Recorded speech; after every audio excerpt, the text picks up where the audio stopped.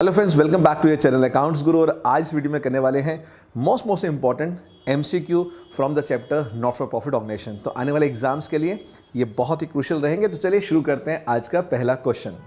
सबसे पहला क्वेश्चन है, the main purpose of not for profit organisation is, option A है to earn profit, B to serve the society, third to improve the economy and fourth none of the above. तो क्या लगता है आपको कि जितनी भी एनजीओ होती है उनका मेन मकसद क्या होता है, मेन ऑब्जेक्टिव क्या होता है, मेन पर्पस क्या होता है? क्या प्रॉफिट कमाना? बिल्कुल भी नहीं। सोसाइटी को सर्व करना या इम्प्रूव द इकोनॉमी? तो मेरे हिसाब से होना चाहिए टू सर्व द सोसाइटी। अगर आपका मेरा आंसर मैच करा तो बताइएगा जरा। यस, बिल्कुल सही जवाब।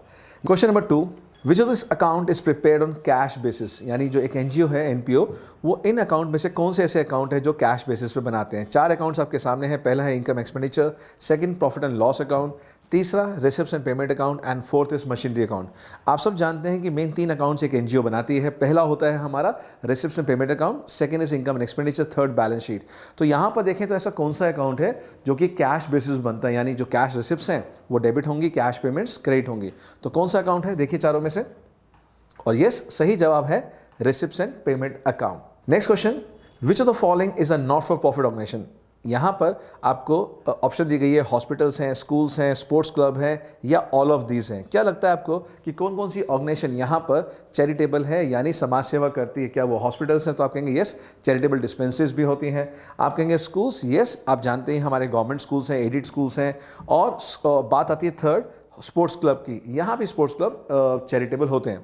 तो क्या रहेगा आंसर? आंसर रहेगा यहाँ पर all of this. Yes, all this are not for profit organisation.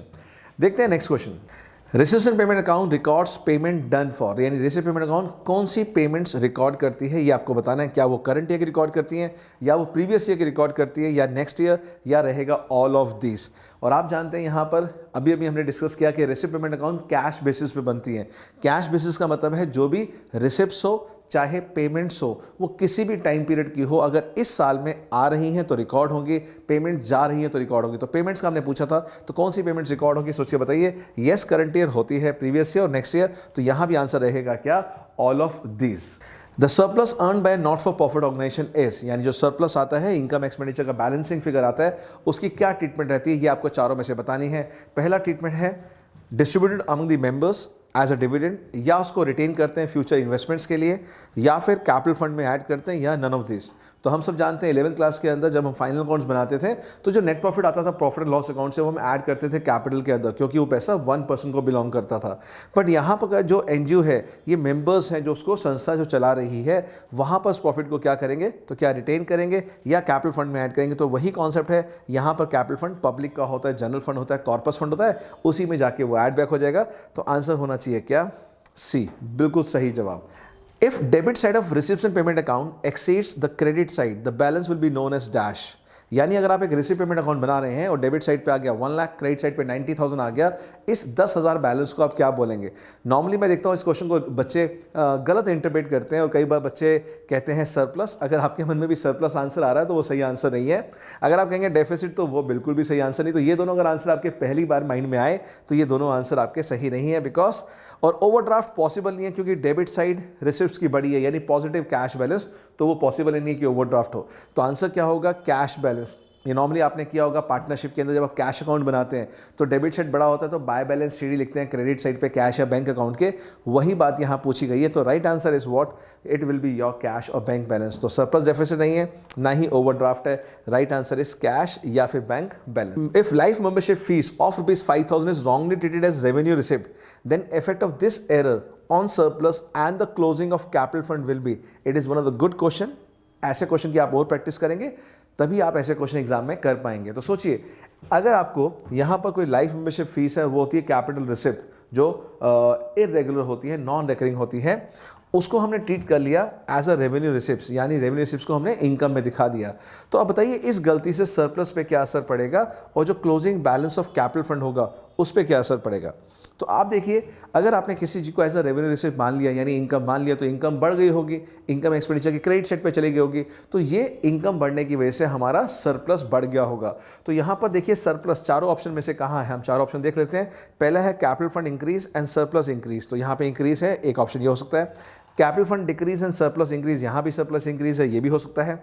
No effect on capital fund and surplus increase, यहाँ भी सरप्लस इंक्रीज है, और capital fund decrease by 5000 but no effect on surplus. तो देखिए सबसे पहले तो डी ऑप्शन है ही नहीं, क्यों, यहाँ पे लिखा है नो इफेक्ट ऑन सरप्लस, तो पॉसिबल नहीं है, सरप्लस पे तो इंक्रीज है। अब ABC में से कोई एक आंसर होगा, तो अब आपको ये देखना है कि कैपिटल फंड पे क्या असर पड़ेगा, यानी कैपिटल के ऊपर। तो आप देखिए अगर आपका सरप्लस बढ़ गया तो सरप्लस बढ़ने से कैपिटल फंड में ज़्यादा ऐड हो गया होगा, तो अभी आपको लगेगा कि कैपिटल फंड इंक्रीज हो गया।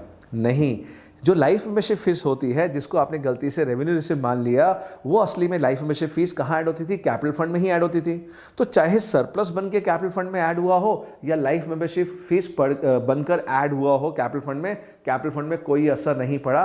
कैपिटल फंड पहले भी उतना रहता 5000 ऐड होने के बाद, जो कि अब भी है सेम है। तो यहाँ पर इन तीनों में से आंसर होना चाहिए C, no effect on capital fund but surplus increase by 5000। देखते हैं क्या है right answer. Yes, C is the right answer. बढ़ते हैं नेक्स्ट क्वेश्चन की तरफ। तो बहुत ही बढ़िया क्वेश्चन था, ऐसे क्वेश्चन की आप प्रैक्टिस अच्छे से करके जाएंगे।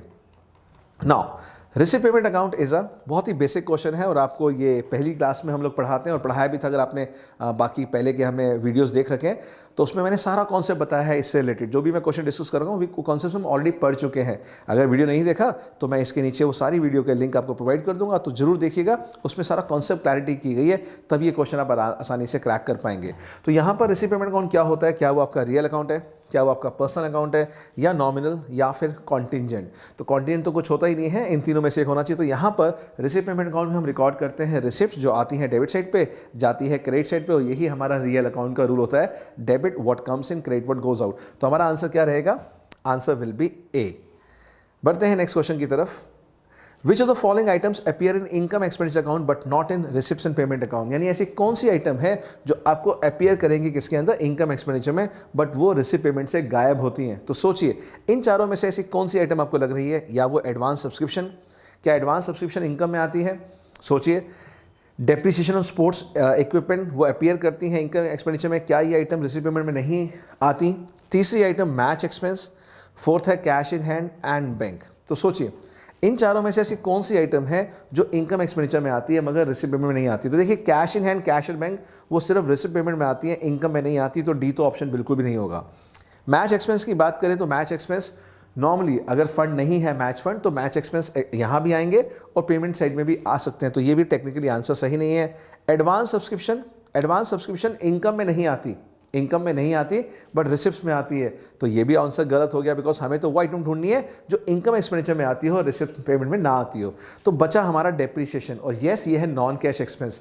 ये नॉन कैश एक्सपेंस कभी भी रिसिप्ट पेमेंट अकाउंट में नहीं आता, बट हाँ क्योंकि ये एक्सपेंस है it comes on the debit side of income and expenditure. तो जो न्यूमेरिकल मैंने आपके साथ सॉल्व किए हैं उन न्यूमेरिकल से मैंने आपको ये बात बताई थी। सो आंसर क्या रहेगा इसका, right answer is B. Donation receive for specific purpose, आप जानते हैं दो तरह की डोनेशन आती है, एक होती है जनरल बिना किसी मकसद के कहीं भी आप इसको यूज़ कर सकते हैं, और एक होता है स्पेसिफिक यानी खास मकसद के लिए ही आप यूज़ कर सकते हैं। तो ये यहाँ पर इन चारों में से कैपिटल रिसिप्ट्स को डोनेशन स्पेसिफिक पर्पस मानेंगे, रेवेन्यू रिसिप्ट मानेंगे, या एक्रूड रिसिप्ट, या फिर receipt in advance.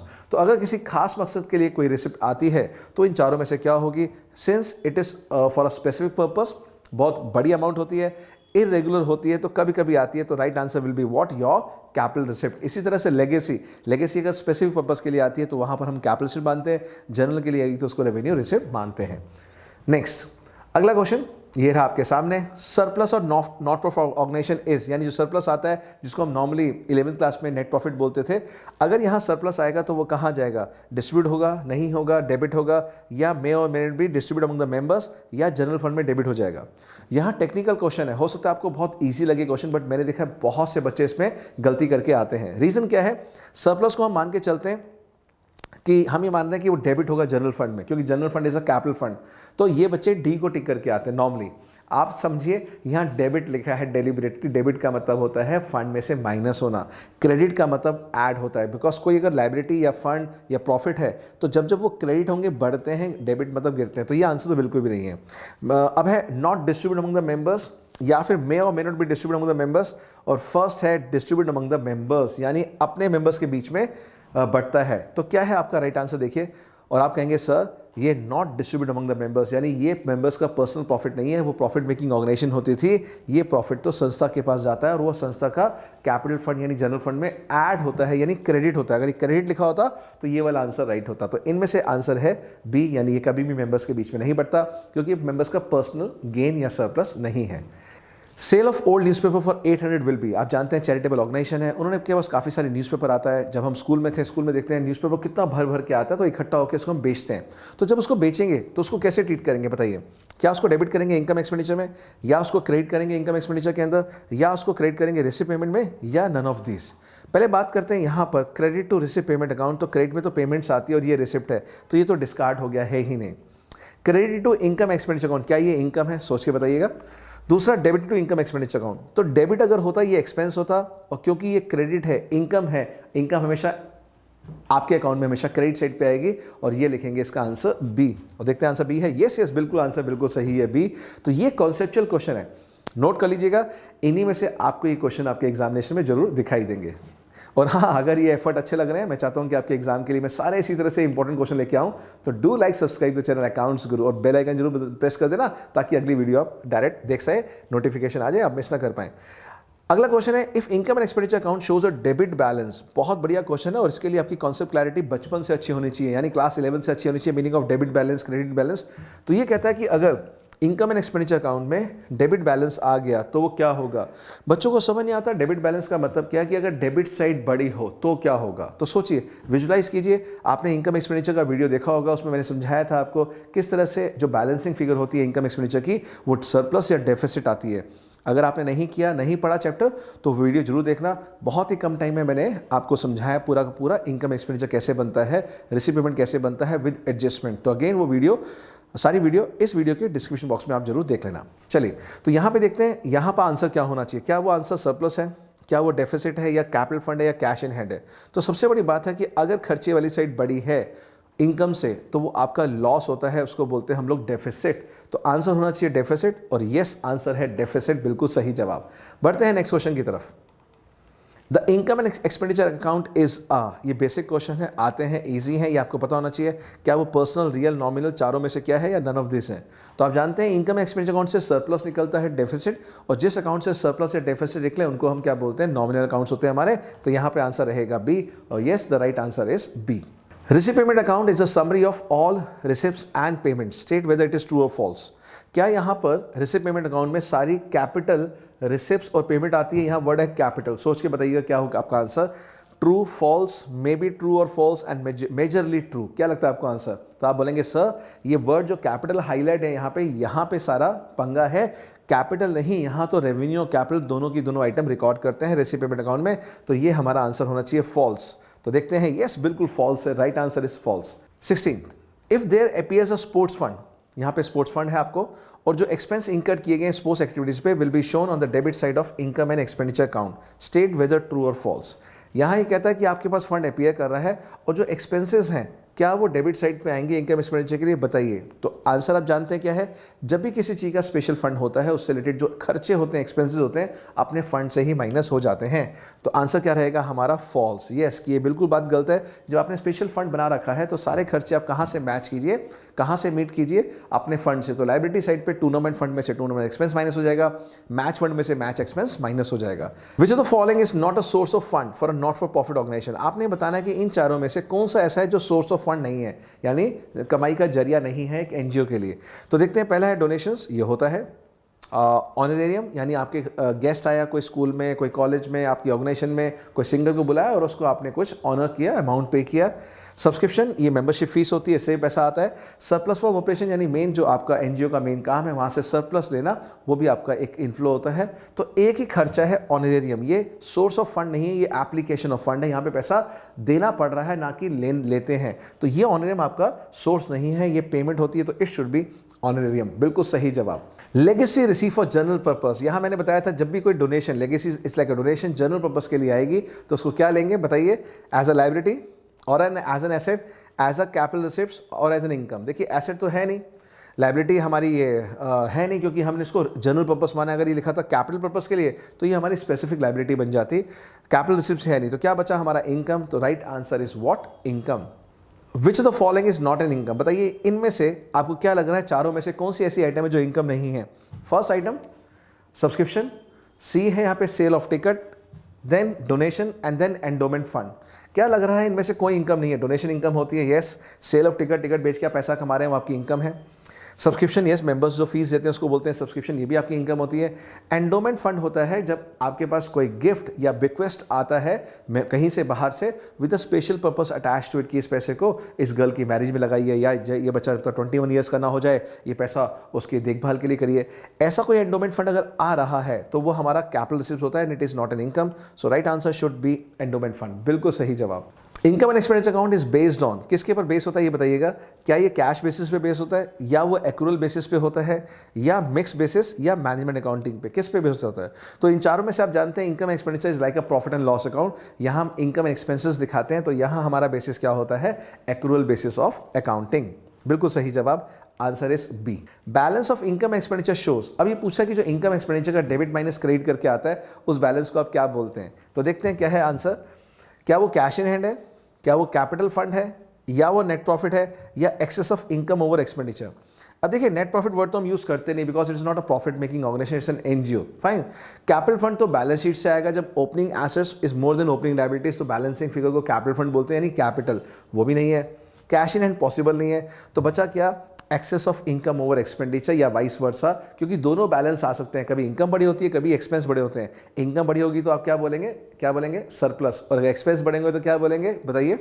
Yes, deficit. तो ये आंसर डी होना चाहिए, बिल्कुल D is the right answer. Endowment fund should be treated as, अभी मैं बताया कि कोई स्पेसिफिक पर्पस के लिए कोई गिफ्ट या रिक्वेस्ट आता है with a special purpose attach to it, तो उसको क्या लेते हैं? क्या लायबिलिटी, या रेवेन्यू रिसिप्ट्स, या इनकम, या नन ऑफ दिस? तो देखिए रेवेन्यू रिसिप्ट तो है नहीं, कभी कभी आएगी, नॉन रिकरिंग है, और ये इनकम होती नहीं क्योंकि काफ़ी टाइम तक आपको उसको सर्विसेज देनी है, मोर देन 1 ईयर। तो क्या वो लायबिलिटी? तो चेक करते हैं, लायबिलिटी है, yes, liability is the right answer. Property received as a result of the will of a deceased person is called, यानी एक मरतबा आदमी आपको अपनी वसीयत के थ्रू, विल के थ्रू कोई चीज़ डोनेशन दे गया, प्रॉपर्टी, ये बिल्डिंग दे गया आपको, तो उसको क्या लेंगे? क्या उसको हम एज अ कैपिटल मानेंगे, या एज अ एसेट मानेंगे, एज अ लेगेसी मानेंगे, या एज अ रेवेन्यू मानेंगे? तो आप जानते हैं जब भी कभी कोई आदमी मरते हुए अपनी वसीयत के थ्रू, विल के थ्रू कुछ देके आता है तो उसको हम क्या मानते हैं? Legacy. Yes, it is a legacy, याद रखिएगा, it is on a non recurring basis normally. तो इसका आंसर रहेगा लेगेसी, यानी donation receive at the time of death of a person. Now legacy receive for dash purpose is shown on the liability side of the balance sheet. बार बार मैंने आपको बता रहा हूँ ये लेगेसी का आपको अच्छे से पढ़ के जाना है कि अगर पर्पस क्लियर है, वो पर्पस डिसाइड करेगा लेगेसी को एज अ रेवेन्यू रिसिप्ट मानना है या कैपिटल रिसिप्ट मानना है।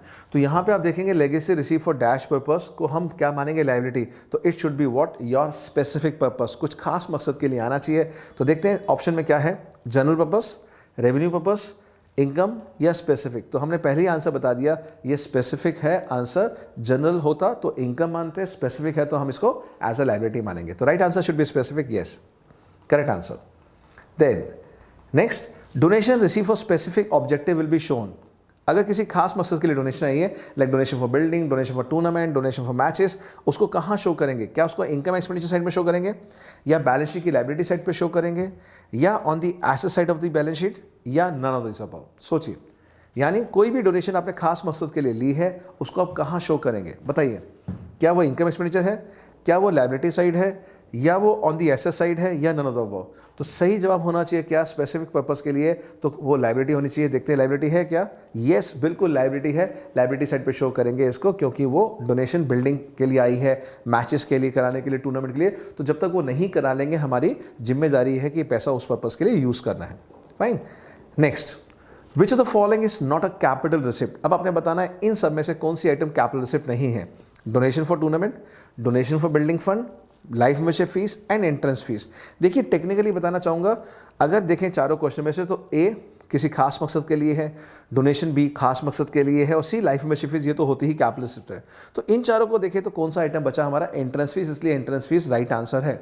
बट एनसीईआरटी में अगर आपके बुक देखें वहाँ पर इसको कैपिटल रिसिप्ट बोला गया है। तो क्वेश्चन को ध्यान से पढ़ना है। सीबीएसई ने इसको रेवेन्यू रिसिप्ट माना है, अपने 12th के अंदर, और जो आगे है फर्दर अगर आप देखेंगे एनसीईआरटी देखेंगे वहाँ पे इसको कैपिटल रिसिप्ट माना है। तो इस क्वेश्चन को देखें तो as per the CBSE right answer is what, entrance fee की एंट्रेंस फी हमारा is not a capital receipt. If income is 16,000 and deficit debited to the capital fund is 4,300 then expenditure is dash.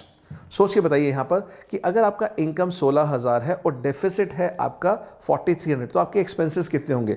ऐसे question शोर आने वाले हैं, ये check करने के लिए कितना आपको नॉलेज है इनकम एंड एक्सपेंडिचर बनाने के लिए और उनकी प्लेसमेंट के लिए। तो यहाँ देखेंगे 16,000 इनकम है, it is not the surplus, बच्चे इसको सरप्लस मान के चलते हैं। इनकम मतलब क्रेडिट साइड पे जो इनकम आती है, लाइक मेंबरशिप फीस है, आपका सेल ऑफ न्यूज़पेपर है, इंटरेस्ट रिसीव है, इस तरह की जो छोटी मोटी इनकम आती थी, मेंबरशिप फीस है, वो सब मिला के आपका 16,000 है। और डेफिसिट आ रहा है, डेफिसिट मतलब डेबिट साइड बड़ी थी आपकी, जिसको 11th क्लास में नेट लॉस बोलते थे। तो आपको याद होगा प्रॉफिट लॉस अकाउंट में नेट लॉस कहाँ आता था, राइट हैंड साइड यानी क्रेडिट साइड पे। तो इनकम भी क्रेडिट साइड पे है 16,000 और आपका कैपिटल फंड भी 4,300 कहाँ गिवन है, क्रेडिट साइड पे। तो दोनों को ऐड कर लीजिए, ऐड करके टोटल हो जाएगा हमारा एक्सपेंडिचर। तो देखते हैं क्या है, 4 option, 16,000, 4,300, 20,300 and none of these. तो यहाँ पे 16,000 प्लस 43 हमारा आंसर होना चाहिए 20,300 एंड यस यही है हमारा राइट आंसर। तो क्या देखा आपने, सबसे पहले क्रेडिट साइड पे इनकम था 16 और लॉस भी आ गया था यानी डेफिसिट 43। तो इसका मतलब एक्सपेंडिचर साइड टोटल थी हमारी 20,300, तभी उसमें से 16,000 माइनस करेंगे, you will get the loss of 4,300। Now life membership fees is अब बहुत सारे ऑप्शन है, कैपिटल है, रेवेन्यू आइटम है, या both A and B and none of this. तो कौन सी आइटम होती है life membership? Yes it should be capital, yes it is a capital item. Jaipur Club has a prize fund of 6 lakh rupees. It incurs expense on prize amounted to 5 lakh 20. The expense should be, क्या करेंगे इस expense का 5 लाख 20 का, क्या इसको debit करेंगे income expenditure में, या इसको एसेट साइड पे दिखाएंगे बैलेंस शीट के, या इसको डेबिट करेंगे इनकम एक्सपेंडिचर में और शो करेंगे एज एन एसेट, या इसको डिडक्ट करेंगे प्राइस फंड से ऑन द लायबिलिटी साइड। तो क्या होगा, तो यहाँ पे कॉन्सेप्ट चेक हो रहा है आपका स्पेशल फंड का। स्पेशल फंड्स आर लायबिलिटी, तो ये लायबिलिटी में जाएगा 6 लाख रुपीज़ और जो एक्सपेंसेस हैं प्राइस फंड के वो उसी में से माइनस हो जाएंगे लायबिलिटी साइड पे। तो आंसर होना चाहिए डी। चेक करते हैं, yes right answer is D. Now बढ़ते हैं अगले क्वेश्चन पे, 30th question. Sale of old newspaper is, कौन सा रिसिप्ट है, क्या वो रेवेन्यू है, क्या वो कैपिटल है, या वो डेफर्ड है, या फिर है नॉन करंट? बताइए कौन सी आइटम है ये, कौन सा रिसिप्ट है। तो आप कहेंगे सर ये तो डेली बेसिस पे हर महीने हमारा न्यूज़पेपर अपनी ऑर्गेनाइजेशन में आता है, लोग पढ़ते हैं, अगले दिन ये वेस्ट हो जाता है, कबाड़ी बन जाता है, तो इसको हमें बेच दिया जाता है स्क्रैप की तरह। तो ये हमारा होगा रेवेन्यू रिसिप्ट। तो देखते हैं आंसर क्या है। Yes the right answer is revenue receipt. तो मेरे प्यारे स्टूडेंट्स, अगर आपको ये एफर्ट अच्छे लगे और ये क्वेश्चन अच्छे लगे, यानी शॉर्ट टाइम में मैंने बेस्ट ऑफ बेस्ट आपको 30 कॉन्सेप्चुअल क्वेश्चन डिस्कस कर लिए। अगले पार्ट में आएंगे mathematical numerical questions not for profit organisation के, बहुत बढ़िया बढ़ेगा। कब, जब आपको ये एफर्ट अच्छा लगा। और अच्छा लगा कैसे पता लगेगा मुझे, आप लाइक करेंगे और कमेंट लिखिएगा कैसे ये एफर्ट लग रहे हैं, और सब्सक्राइब तो बनता ही है। तो चलिए बच्चों, मिलते हैं नेक्स्ट पार्ट में, बहुत amazing numericals from the topic not for profit organisation, और वहाँ बताएंगे बहुत सारे केसेस सब्सक्रिप्शन इनकम को निकालने के लिए, how to deal with the outstanding prepaid expenses, कैसे निकाले consume part of various consumable items, and बहुत अमेजिंग सुपर हॉट क्वेश्चन जहाँ पर बच्चे नॉर्मली अटकते हैं, वो सब अगले पार्ट में मैं लेके आऊँगा। तो तब तक बने रहिएगा हमारे चैनल अकाउंट्स ग्रुप पर। Love you, bye bye, God bless you all, thank you.